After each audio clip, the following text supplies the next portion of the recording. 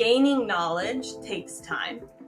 And you're not going to gain the knowledge that you need to become like the absolute best user experience researcher overnight, over your first 30 days. Like, it's just not going to happen, and that's okay. But as long as you're like continuing towards goals that you're setting for yourself, you're going to be all right.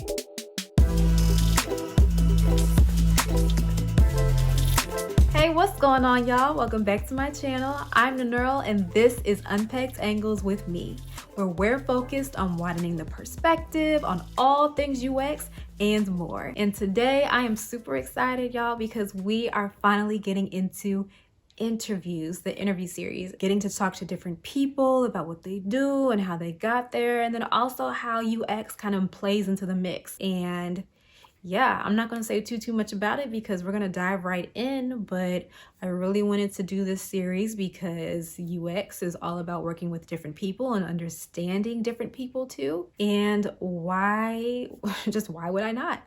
But yeah, that's really all I have to say. Let's dive in and get into this interview. Welcome, everyone. Thanks for tuning in. I'm Nannearl, as I mentioned before. And today we're talking about UX research, all things UX research. And I have a special guest with me today. Very, very excited.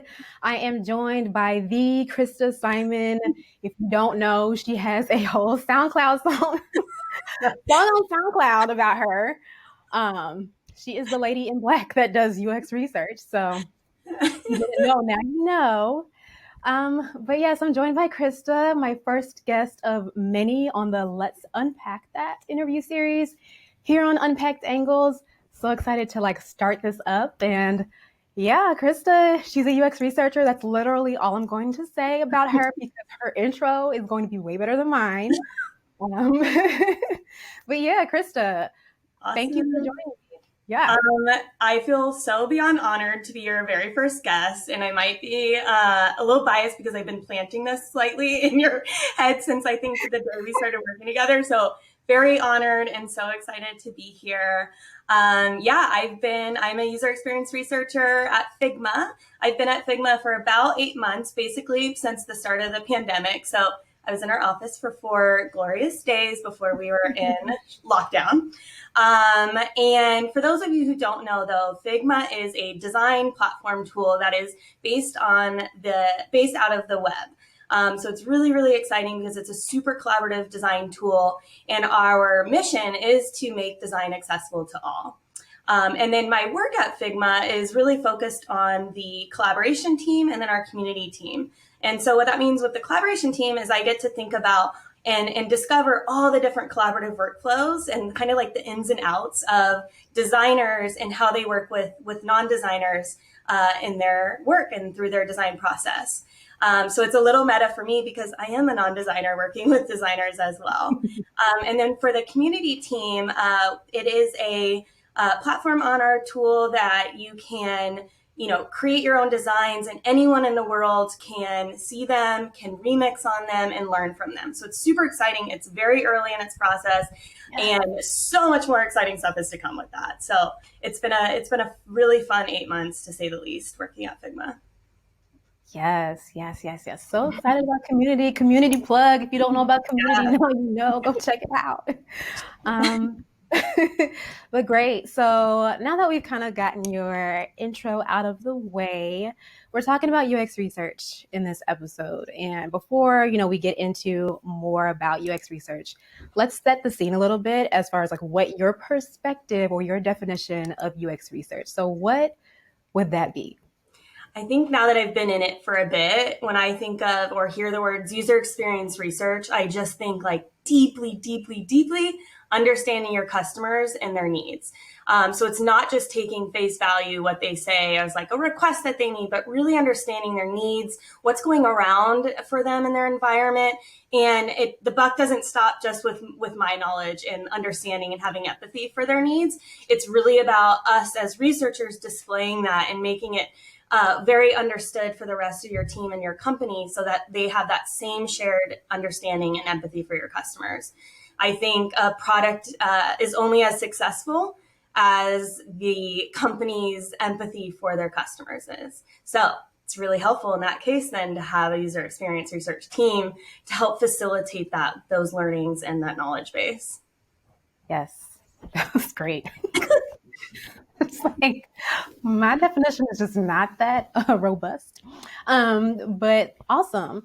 I just want to like acknowledge the big elephant in the room right now because I'm super struggling with it. This is my first time interviewing someone on the channel, and like obviously we're remote, we are not in the same place. Christa is on the West Coast, I am on the East Coast, and it is very hard to like pay attention and look at her and look at the camera at the same time. So I just want y'all to be aware, for those of you who are watching, that if you see our eyes just kind of like looking elsewhere, we're literally like looking at each other. Yeah. It's really hard to be like looking up but not at you. Yeah. Right. Here we are. And here we are.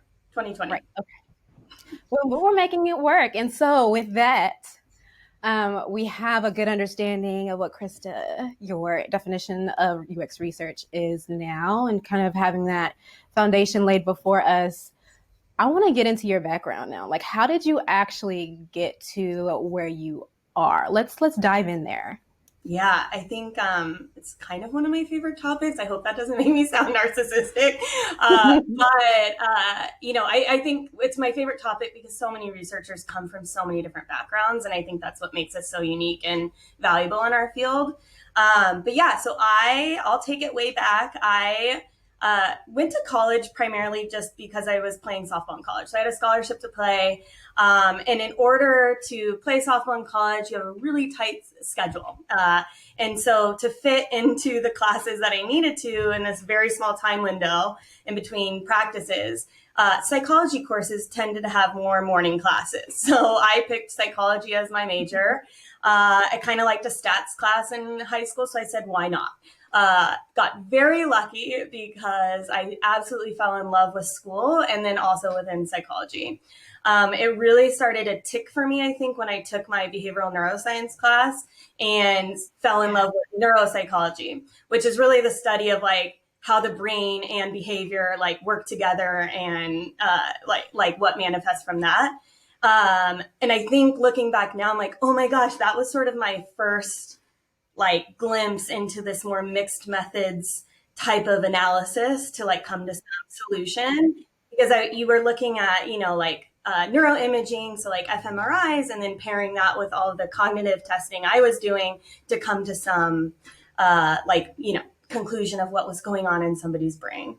And so that was kind of like a really exciting moment for me in my career. And in order to, pursue neuropsychology further, I had to get into a PhD program in clinical psychology, which I took the GRE like 10,000 times. It was like Same.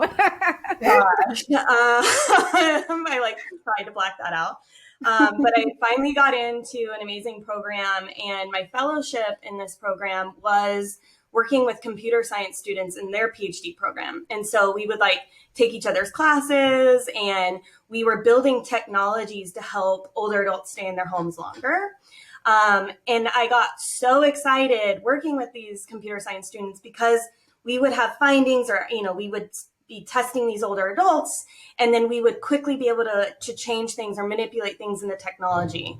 And that was super exciting to me because I was used to in academia, things taking forever, and just not being able to see like your impact of research ever, and definitely not quickly. So then I decided from there, I really don't want to continue pursuing this like 8-year path to even get a career in psychology. So, and I just found my passion in research and just wanted to do that. And so one of the computer science students I worked with were like, you might be interested in user experience research. And I was like, okay. So I just started Googling one night, and I was like, yeah, I think this might be it. And so I took a huge leap and dropped out after I defended my master's thesis.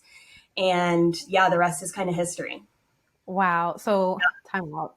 First of all, I want to commend you for like wanting to actually take stats. I'm just like, why? Who would want to? That is so interesting to me. I struggled very much so in my stats class. I think the only time I actually liked it was the last time I took it, because I took it more than once. And yeah, that's kind of because we're always working in groups, so it was never just me by myself. Yeah. But that's a lot. And then also, I didn't know about so I took neurobiology in undergrad for like literally no reason, because my major was engineering, like computer engineering Yeah. at the time. So connection, I didn't know that. But yeah, cool. So, all right, you defended your thesis and then you dropped out. That's a piece. Well, how did that feel? Super nerve wracking. I've been somebody who's had a consistent job since the moment I turned 16. So while I was defending, I was like researching different jobs, what my resume needed to look like, or terminology that I was trying to translate from what I was doing in academia into, industry terminology, and just trying to cast a wide net of sending my application in. I sent my application, I can't even imagine. I like so many different places. And so basically it was like, I think I had a couple weeks from when I like got back home to California from grad school and to when I started interviewing at places. So it all happened like relatively quickly, which was nice. But the thing was, when I was looking at all these jobs, like, I could tie some things to what I was doing, but I just really didn't know the field yet. And so my kind of decision process was like, I don't know if you've ever heard the phrase, and I'm really bad at idioms, but like, you can either be a big fish in a little pond or a little fish in a big pond. Mm-hmm. And I really wanted to be a little fish in a big pond so I can like learn and absorb as much as possible to like really make sure I wasn't going to go down another path where I was going to decide this isn't for me anymore. I really wanted to like dig deeply into what I wanted to be passionate about and like I was excited about again. Yeah. So I came across Asana's job page, and in the description for the UX research participant recruiter role, which is like another ops type role, was like, get your foot in the door. And I was like, yes, like this would be perfect. And so I applied, and that was my first role. Okay. So you went from like school to Asana. Yeah. I imagine that was pretty different in terms of like the atmosphere and like what you had to do, like literally. So what was it like when you first started? Gosh, I think about this so much because it's just like, I think I probably just looked so panicked and scared like, for a very long time. No, so when I started at Asana, it was back in 2015, and we were in the process of redesigning our entire UI. So a total reskin of the app, the entire platform. And so my role was to recruit users and to kind of like run this beta. So we wanted to have customers living in this new UI world before we launched it to the entire world. No big deal. And I had no idea even what a beta was. So I was spent like way too much time like Googling this, and I had to finally like go to my manager and just have her break it down for me, which, felt embarrassing at the time, but I'm glad I did. So I didn't waste more time that I already was trying to figure it out on my own. I think too, like I spent a lot of time just researching different terminology. Technology companies are notorious for using a lot of jargon. So that was really hard for me to adjust. But yeah, I think, I sort of feel like I was like a 3-year-old in a way when I started, because I was just like this big sponge, like absorbing everything that I could. I remember just asking people, like, I just want to sit in as many meetings to like understand how people were talking. I also offered to take notes we had a weekly product review with like our co-founder and head of design. And that was kind of the process where teams would show their designs and features before launching and get like approval in a way. And so I was able to see all these different designs coming through and sort of learn through his lens of how he thought through them and articulated them. And that was really helpful. So just trying to like put myself in as many different situations as possible was where I started. The other thing that I tried to do is get to know the people who knew the most people in a way, like, who has been there the longest, and kind of just like sit with them and understand like their thought process through our tool and how they worked. Because that was the other thing, like coming from academia to industry was like, I had no idea what like on the business side, what all those roles meant. And so spending a lot more time like getting to know those will help you, I think, a lot more in the long run too. Yeah, for sure. That networking strategy can help in so many Yeah, different ways, including like just like the education totally. of it all. And I Yeah. think just too, like starting in that role, just like really helped me, get my feet under me. And, industry is just a lot faster paced than academia is. And then B, like understand what research really was on a qualitative sense. I think I really realized I was doing a lot more quantitative based research, and so that like exploratory conversation was very new to me and also very exciting. So I just tried to like chip away and find like low hanging fruit projects where when it hurt the business if I did my own little side research. So that's kind of how I got started and started to like build that confidence back up.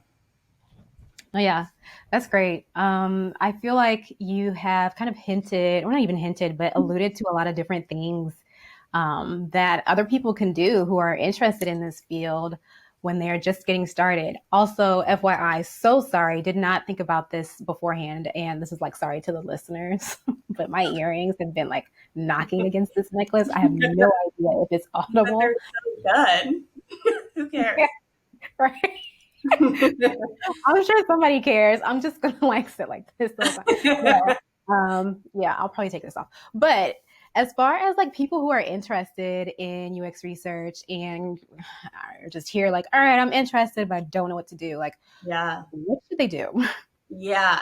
I get this question a lot, and it's really, really challenging to know where to start. So I first try and like help people think about, okay, don't try and do what I did and send out thousands of applications, right? But like try and narrow down what might be most interesting to you, because if it's something you're really interested in and passionate about, it's going to go a lot further and you're going to want to sink your teeth in it even more. So, think about things like, are you interested in more of like the business dynamics at a workplace? Are you interested in more of consumer behavior and those interactions? Like that could be an easy way to split your search. The other thing is you got to be open and you have to be willing to roll up your sleeves. Unfortunately, and why we're having this conversation is getting into research is really, really hard to crack into. And so finding ways that might not be the exact user researcher, title is okay. As long as you find something that you're going to have experience working with customers, you can, if you're excited enough, you can find a way in through that way. And just like still build empathy in the company through other avenues. It doesn't just have to be through research. So being really open to different titles, being open to contracting work, anything to kind of get your feet wet. And there's ops roles, there's customer success, account management type of roles where you're working with customers and like understanding their workflows deeply. So those are kind of additional places to start for sure. And then don't be afraid to network. Like, I think, research is all about building empathy for humans. And so we also want to be like helpful to the folks who want to do research.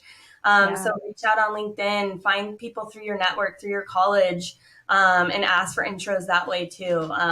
Don't be afraid to ask for help in that way.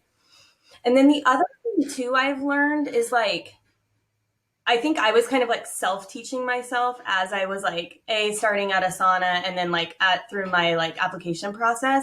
But there's so many great online courses that you can take while you're doing this, while you're trying to apply. And so we'll link those down below. Is that what you do? Like down below? Yeah. But yeah, so there's like a few things you can be doing at the same time as you're kind of waiting for those interviews. For sure. And I just want to echo the whole like, you might not get what you want on that first try, but just being open to it and and actually like going through and, kind of making it work for you and using that as an avenue to get to where you want to go. Really? I definitely wasn't expecting like having to kind of take the avenues that I've taken. And I feel like sometimes we can get kind of bummed out or like, oh man, I didn't get my way. So it's just like my way or the highway or like Yeah. no way, and like live in absolutes. But it doesn't have to be like that. It doesn't have to be like that. So No, not at all. Yeah. yes, great, great, great stuff. So you said something that I wanted to touch on. Oh, the networking. Huge. So huge. People on LinkedIn are friendly when they respond.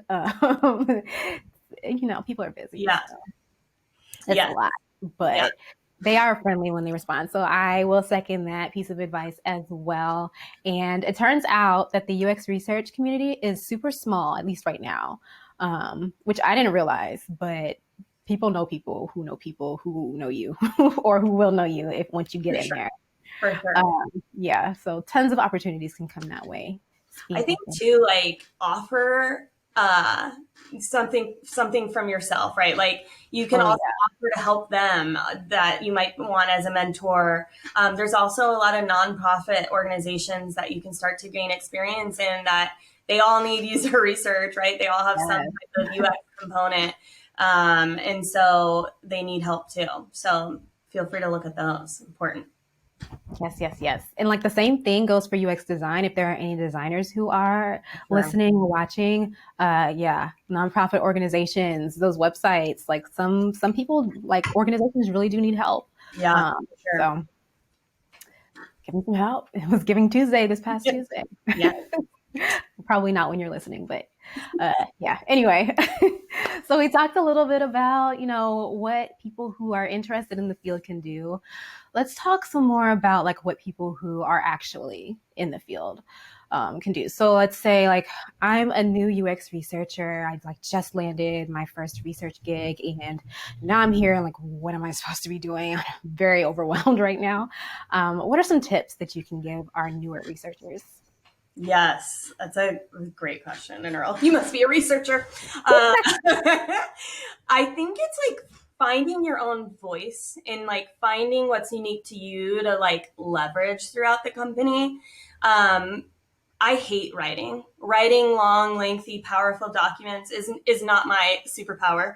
But storytelling and talking about users' experiences with everyone else in a room or a Zoom chat, creating video clips, like that's kind of like where my passion lies, and it really is my sort of like unique value to companies.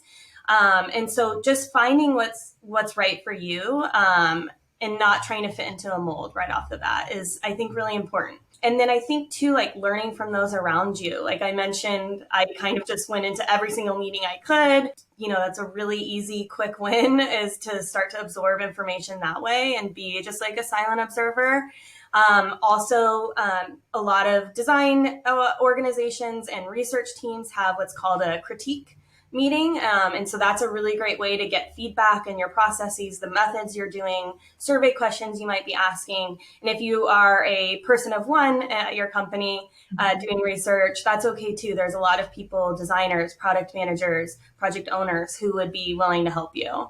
It's okay to like also identify new ways. Like you are coming in as like a fresh new researcher and haven't like built up bad habits at all yet. Like, if you have a new idea that might seem way too out of the box, like share it. It's probably a really good one. One thing I did was as I was like creating all these different clip reels at Asana, we had an amazing culinary team and we would have snack time around like 3 p.m. every day.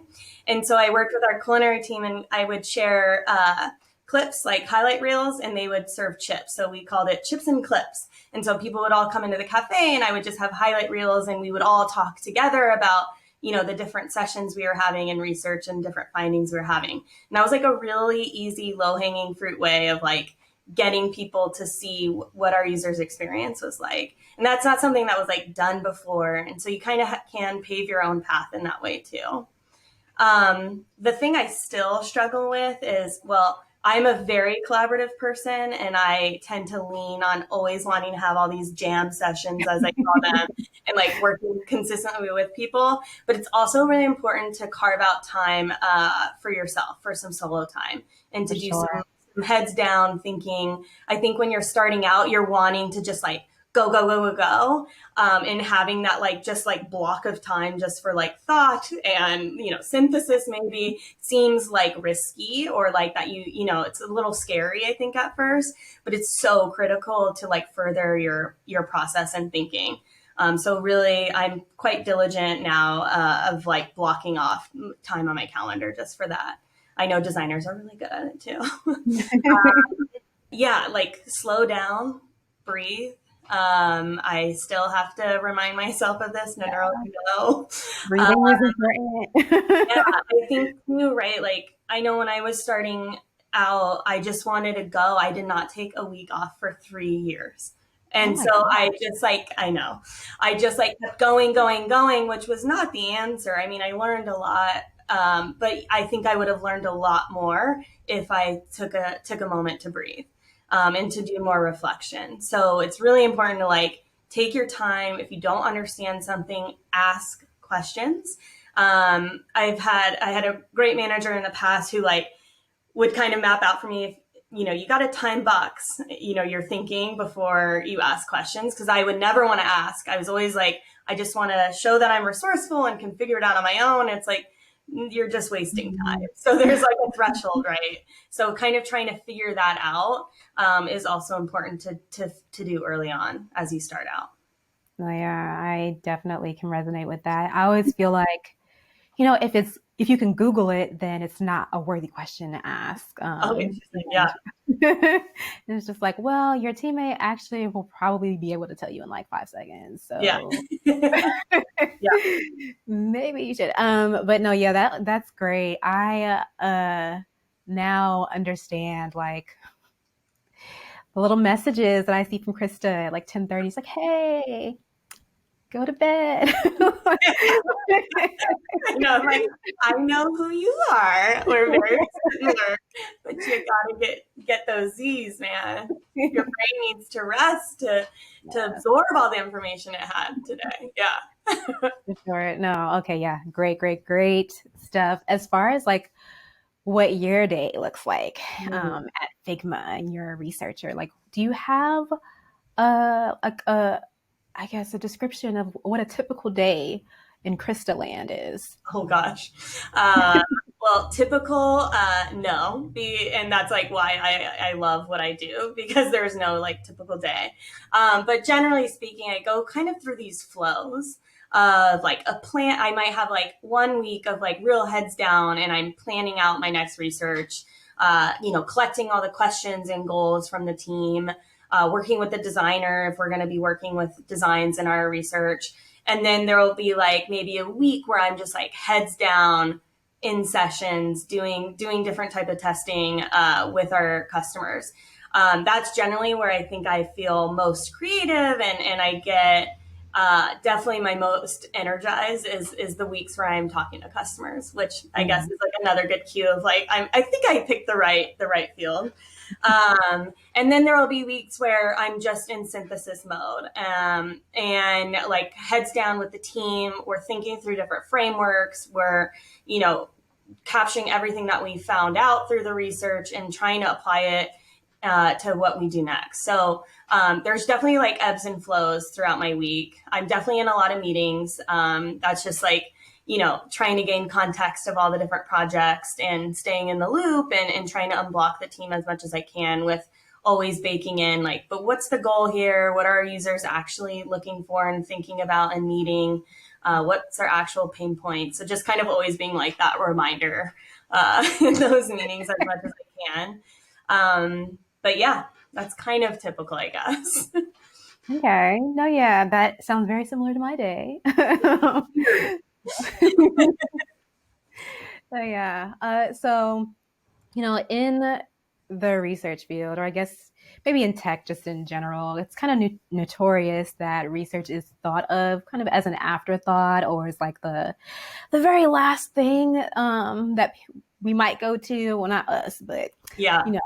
just in general, might be thought about when we're creating products and just doing things for others. And so, as far as making sure that does not happen on your teams or like within your organizations that you've been a part of, how do you typically go about like injecting research and making sure that you're evangelizing for these people who we've been like creating and building for? Yeah. This is also my other favorite topic. Uh, I think when I started out, I built a lot of relationships first. And so once it was kind of like this go time to do the research, it was nice to have that like support system in a way for me, I think, of like having everyone in the room. Yeah. I quickly realized how valuable that was. And when I say everybody in the room, I literally mean that an entire team of 12 would sit in research sessions with me when we were all able to be in the office together. And that just like goes so far. If somebody, an engineer on the team, could sit in like 2 sessions and hear exactly from the customer, they already start to spin up ideas and shortcuts in the back end of ways that they can do things. And it literally just, you see that your product process as a team go that much faster because everybody's been involved in the process. So that's like my MO, if you will, is like the more the merrier, I will always say on calls. So I kind of start there with evangelizing the research. Quotes go really far, highlight reels, like one single clip, just anything for people to hear from a user or a customer, like directly from their mouth, like what their pains are. Also, if you're testing usability, it's beyond powerful just to have a clip of somebody just like doing this and they can't find anything. That will light some fires, so there's some easier, quick ways of doing it that way. But I think the biggest thing is just having your team involved earlier in the process is the best way to go. Sometimes I have it so that the team is so involved, they're in every session taking notes, synthesizing along the way with me, that they're already kind of like moving on with like what to do next and building next. And I've like, oh yeah, I should probably write all this up because they've already like been a part of it. But yeah, so I love having everyone in the room with me. Yeah, team effort on synthesis is so great. Yeah. So great. Like thinking about that, I guess, and keeping in that same realm, as far as like how you work with the different people on your team, like the different roles, what's the best way to do that? Like, how do you approach different roles, like engineers versus like managers versus designers and whomever else? Yeah. I think this is it's a really interesting topic, and I've learned that it's unique to each company, right? But I think at the end of the day, it's important that, your core team of like your product manager, the designer, the eng lead are always on the same page. And as much as possible. I mean, obviously you can disagree, and I think there's like very helpful arguments to be made, right? When you're talking about a design and the user's experience of it and have your own kind of ideas. But at the end of the day, you're all supporting each other. So, I always think of myself as a researcher as like, I want to make sure that the designer and the PM look absolutely like so good when we go into a product review. Like, I want to make sure they're equipped with everything they need to know inside and out of what this user's experience is like, or their workflow, their needs, and how that ties to what the designer is designing, like making sure they have all the pieces to the puzzle is sort of like my goal. And then, but we all kind of pick up each other's, like we can all kind of do each other's bits, right? Or like have a deep understanding of what each other's like superpower, I guess, is for each of our roles. And so kind of leaning into that is helpful. But I think as a researcher, like being that facilitator of the conversations goes really far with that team. I also care deeply about engineers and their involvement with research. I know they have like a lot of hard deadlines that they need to face. But if they could come to just even like 2 sessions, I think it goes far. So, and also just like having them involved in the research and having opinions, and I think it's just like super valuable. Mm-hmm. Oh yeah, for sure. We love engineers. Yes. Come sit with us. Yeah. um, In my experience, like they sometimes can build really scrappy and amazing prototypes. If it's something beyond what like Figma can do, if like, if you're testing really minute animations or interactions, if they've been a part of the process, they'll have a little bit more oomph to want to help in that way too. yes, yes, yes, yes. Cool. So like you're doing all this work, right? And you're making your PMs look good. You're making your designers look good. And all these people are shining.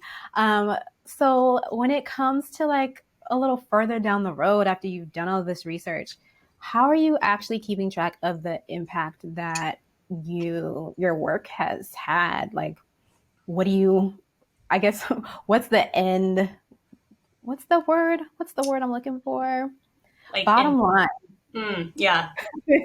What's the bottom line? So if some stranger came to you, well, maybe not a stranger, but like a hiring manager came to you and you were looking for a position and they were like, all right, so you did this research for the community team at Figma. That's cool, but what's the bottom line? Like what happened with that? How do you keep track of that? I think something that's I think something that's important here is a lesson in you gotta finish and like see your projects through is sort of my motto. Mm-hmm. Like, I think a lot of researchers get really excited, right, by these like bigger questions and more discovery type questions to answer, which yes, love them too. But it's also really critical to make sure you get it right in the UI and like the usability of it. And so I still like really, really love that part of research as well. Mm-hmm. And so to be able to see a project all the way through, I think is like the first step, and making sure that there's going to be impact and that you're measuring the right things. Like research should always have a seat at that table as well. And so that's kind of where I start to think of like, okay, end to end, like what did this project achieve? Like how did it go with our business model and, all of our objectives and things like that. I think one thing though, like that's like the more like, that's what you would put in your, presentation if you're on the job market. Like what was the impact that the research had on the business model, on the business objectives that you had? How did it impact your users?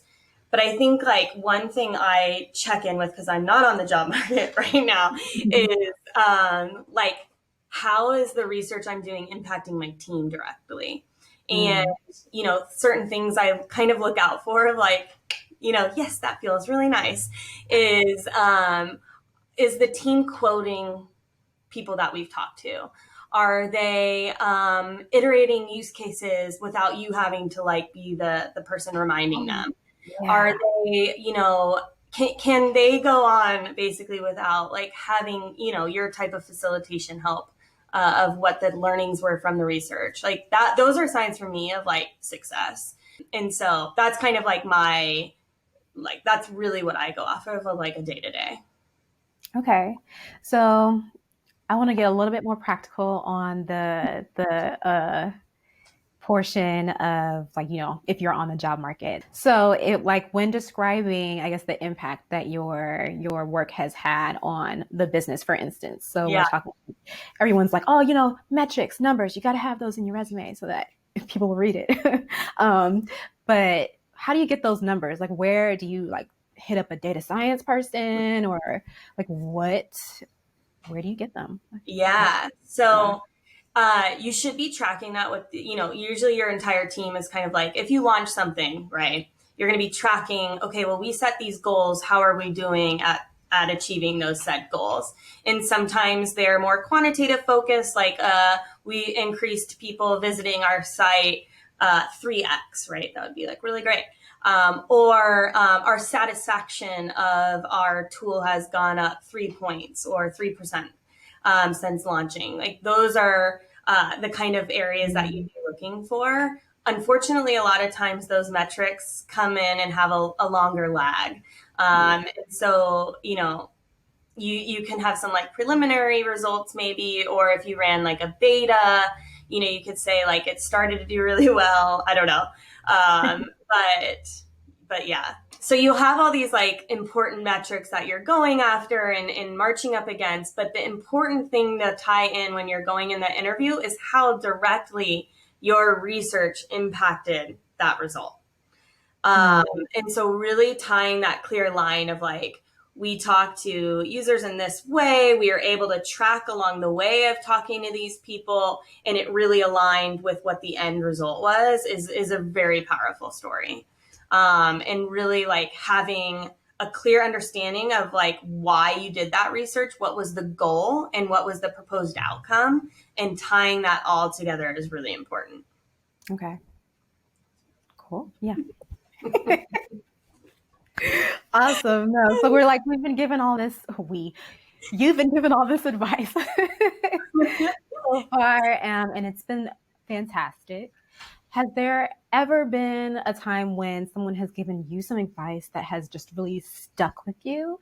And if so, what was that advice and why did it stick? Yeah, that's a great one. I think the advice that sticks out to me the most is, and something I kind of like walk into my weeks with a little bit, is it's okay not knowing. I think when you're starting out, especially, you want to have all the answers. And you want to sit in a meeting and just say, oh, yes, whatever, X, Y, Z. Yeah. And sometimes you need a moment, and that's okay. Or you don't know, and that's your next research project. Like, I think being okay with saying like, ooh, I don't know that, but that's interesting. Let's dig further into that. Also helps the team kind of like, it's kind of sets that standard that they're also okay not knowing what the user's experience should be, and that they need research help to find out those answers, right? So that's something that like I think about often, and has been helpful for me for sure. The other piece of advice, which is something I'm still working on, is somebody once told me that if you don't do like 20% of your work, you're successful. Wait, what? So if you like don't complete 20% of your work, that's good, because that means you're leaving time to like think bigger picture, and not just try and like tackle task. Your to-do list. Like, what are the 3 things you need to get done today? And then make sure to leave time. I think it's amazing once I started realizing like, okay, they actually didn't need it that fast. Like, I could have given myself more time. And so like always asking around like deadlines and when do you really need this by, what is this blocking, will help make sure that you're leaving more time for that bigger picture thinking. Mm-hmm. Okay. Yeah. No, yeah, that makes sense. Yeah. Anytime I have anything over 3, like any 3 items or more on my to-do list, like it's not gonna happen. It's not a good day. Good luck. Right. Okay, cool. So now that you kind of have all of this information, I guess you had years of experience. How many years of experience have you had in research now? 7. Well, in industry, 6, 7. Yeah. Yeah, that's 6. Yeah. What is time right now? Exactly. I mean, that's a lot. So like you're approaching 10. You're like on the other half of that, okay, which makes you an expert basically. But now that you have all this experience, is there anything that you would say like to your younger self, having known what you know now? Younger Christa, what a delight. I think like gaining knowledge takes time. and you're not going to gain the knowledge that you need to become like the absolute best user experience researcher overnight over your first 30 days. Like, it's just not going to happen, and that's okay. But as long as you're like continuing towards goals that you're setting for yourself, you're going to be all right. And it also comes from like, I think when I transitioned from Asana to Figma, I was kind of like, oh, I'm just like, it's a collaborative tool, like bam, bam. No, like I'm just now really starting to feel like really baked into our users' needs and like have a point of view and an opinion. So it takes time. So just again, breathe. Yeah, slowing down and breathing is always something I wish I would have done more of too.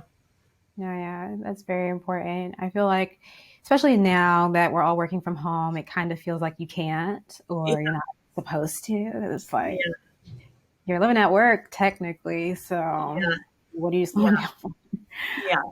That's so important, especially now. So I've definitely I've tried to do, because I think that is like really hard, right? Is to like kind of have that separation from work and home. And so something I do is I literally will just like go outside, go for a little walk, and pretend that's like my like commute home. It's to be a nice little helpful tip. Yeah, that's good. I didn't even think about it like that. I don't know. It's cold out here. Yeah. I don't go outside.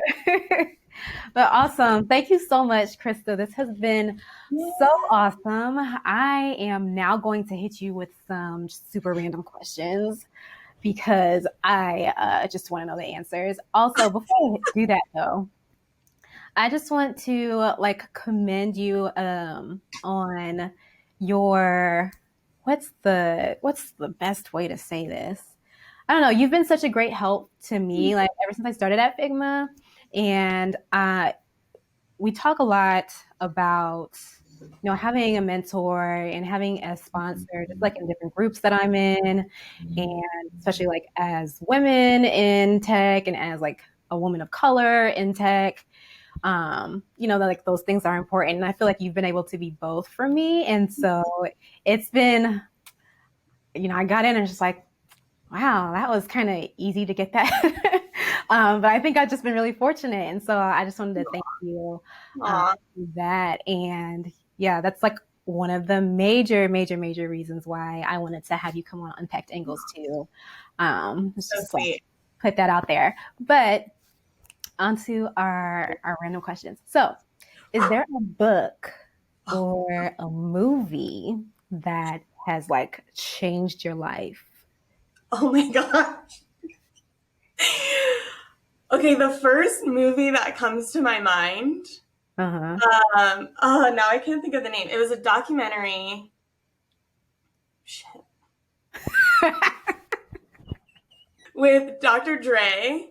And I'm so bad at names. I'm sorry, everyone. I'm like, but okay, but it's with Dr. Dre, and he like created Apple Music.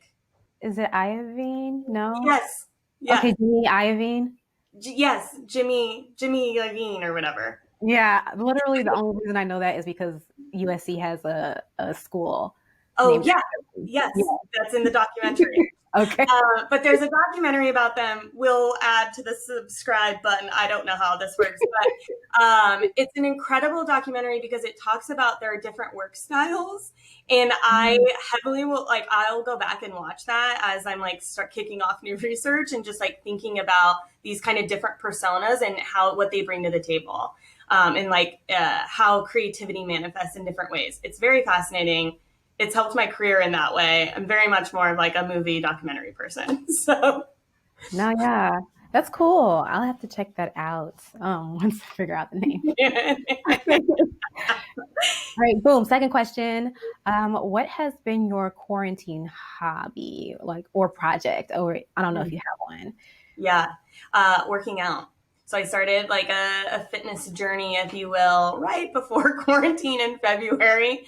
It could have gone south real fast, but I stuck with it because I kind of treated it like a hobby for me. And it is my creative outlet, and it really helps me like de-stress and stay energized. So I do my little at-home workouts, which is amazing, with my amazing trainer as well. So That's so great. And if you could be anywhere in the world right now, where would it be and why?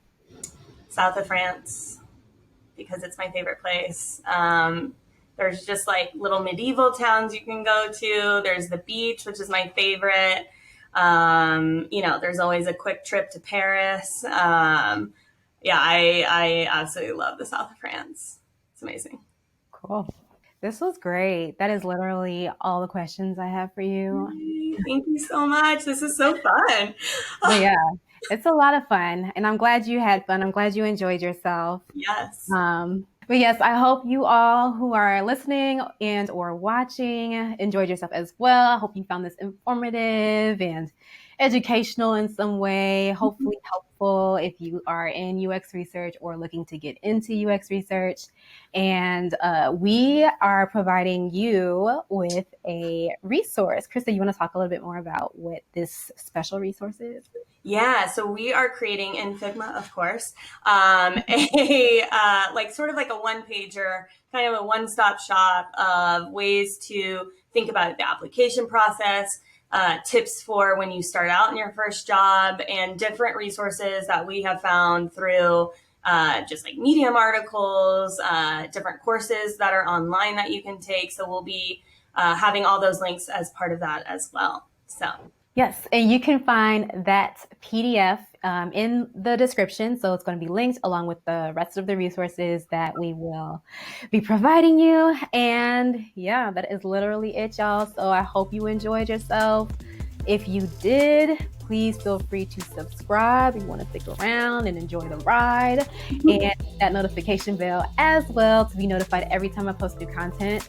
Post new episodes every other Wednesday, usually. So be sure to get notified about that. If you are interested in signing up for the newsletter, feel free to do that as well. You can do that on the website. It is www.unpackedangles.com. Christa, do you have a website? How can the people reach you? I don't. But you can find me on Twitter at... Krista's new to Twitter, so she doesn't have like a handle on her handle just yet. I really want to learn how to do Twitter, guys. Oh, so it's at Christa_UXR. How did I forget that? We'll add it. Yes. So you can contact, or is it okay if people contact you? Yeah, please. All right, cool. Yeah, you can contact Christa. She's on Twitter at Christa_UXR. Are you on? I know you're on LinkedIn, but do you check it at all? Yeah, I do. I'm active on LinkedIn, so feel free to DM me there as well. And Unpacked Angles is also on social media, so you can hit us up on Instagram and Twitter at Unpacked Angles. Well, it's been real, y'all. As always, please feel free to let me know what you're doing, what you're working on, what you got going on. And until next time, y'all, deuces. Bye. Thanks, Bye. Bye.